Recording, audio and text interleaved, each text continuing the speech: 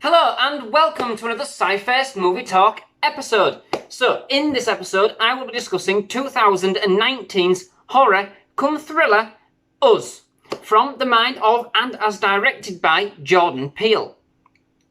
So, I remember seeing the trailers for this film when it originally came out, and I remember thinking how obscure it looked, to be quite fair, but obscure enough that it intrigued me quite a bit. It certainly looked interesting enough to deserve a watch and seemed right up my street, to be fair. We did actually go and book to see the film. We were going to make a special night of it and go to one of the Everyman cinemas that we have in the UK, where you can sit on your comfy sofa and have burgers and fries brought to your chair, which was tipped to be quite a nice night. But unfortunately, something did come up which meant we had to cancel. And just somehow we never actually got to go back around to go and see it before it was taken off at the cinema. So, unfortunately, we didn't quite get to do what we wanted to do. What a shame.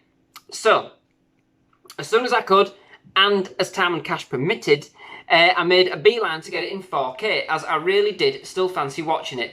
And yeah, needless to say, that when I did get round to watching it, I wasn't disappointed, not at all. As already stated, the film is by Jordan Peele, who indeed brought us the film Get Out, which at the time of undertaking this review, I hadn't seen. To be honest, I kept seeing the cover for the Blu-ray on the shelves and kept dismissing the film. Basically, in the UK, at least in the UK, it has a picture of just some guy sat on a chair, albeit awkwardly, just sat there.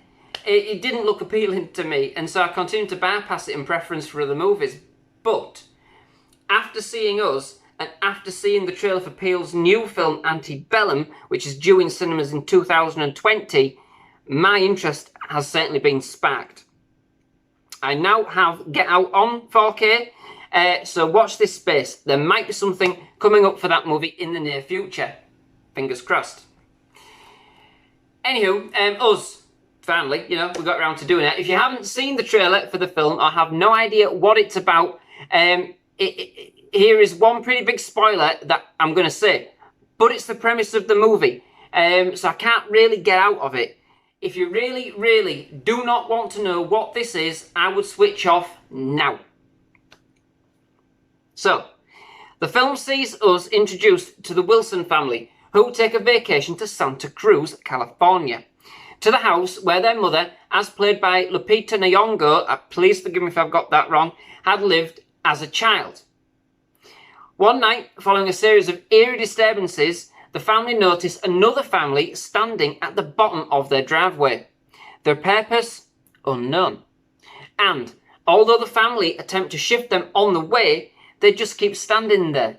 Even the threat of the police seems to have no effect. Then, very creepily, we see that the family at the bottom of the drive are in fact doppelgangers. That's right, doppelgangers. Which is pretty much the best way to describe them at this point. And basically doppelgangers of the family in the house, but with a more menacing appeal. The purpose and intent, unknown. That is until, that is your lot. There's literally no way I want to spoil this film for you. The intrigue and mystery of why it's all happening is basically the best part. It is quite a dark and disturbing kind of film, presenting quite an original idea. I don't think I've ever seen a film with quite the same premise. But strangely, the film also had a decent dark comic element in it as well. Now, I didn't know when I watched this Jordan Peele was a comedian, so therein lies what that's all about. It wasn't an outright comedy, but there were a number of moments which helped lighten the mood. Did actually quite a bit, and moved away from the dark macabre horror that was unfolding. It didn't seem out of place either, as it can do in some horrors. It was very stylishly executed, indeed as was the whole film. There was enough suspense and intrigue to kind of balance the whole thing out. So, watch out for a brilliant scene involving a smart speaker device, like an Amazon Alexa, but what they call Ophelia. It's one of those kind of moments where you can't help but laugh, but the situation in which it occurs is quite macabre, And so it's one of those moments that you're going to think that you probably shouldn't laugh. It's just one of those ways in which the film keeps taking digs at your senses, basically. I love the film's interesting concepts. They were unique, to say the least, which made it ever the more interesting for me. It was sort of a cross between a horror, an action, and a sci-fi with a sprinkling of comedy thrown in for good measure. The main element, of course, of being horror, I would say. So, considering each of the cast members are actually playing dual roles, the main character and, of course, their doppelganger, the acting is fantastic, spot on, especially by Lupita Nyong'o, who plays each of her characters exquisitely. Each character is almost a polar opposite, but each has traits of the other. Ingenious and at the same time with terrifying connotations, if you ask me. The film also had an excellent soundtrack, as composed by Michael Abels, which sets the scene extraordinarily well. Very eerie. What I did love was the use of the 1995 Lunzig song. Another song, I don't know the name of the band. I got 5 on it throughout the film. And the way it was morphed and twisted into a number of different tones in line with the feel of the movie at that time. Some actually quite disturbing. The song will never be the same for me again. The whole ensemble actually seemed quite masterful at times and definitely commanded your attention throughout. Overall, I thought that this was an extremely stylish, edgy and enjoyable horror with some great gory scenes and a brilliantly intriguing plot with a little bit of a mix of comedy and action and sci-fi thrown in for good measure.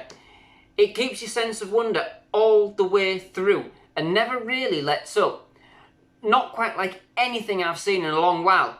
It is a movie that makes you think, most definitely. Not just whilst it's running, but also for days after watching. You've been warned. So, if you haven't seen the movie, I do hope you go and see it. It is absolutely fantastic. But otherwise, that does bring me to the end of this episode. Many thanks for watching. If you like my reviews and general movie discussions and want to see more, please do hit that subscribe button. Please do leave a like on this video and any others on my channel, and of course any comments that you see fit. But otherwise, I hope you've enjoyed it. I hope to see you again in another SciFirst Movie Talk episode. Thank you for watching. Goodbye.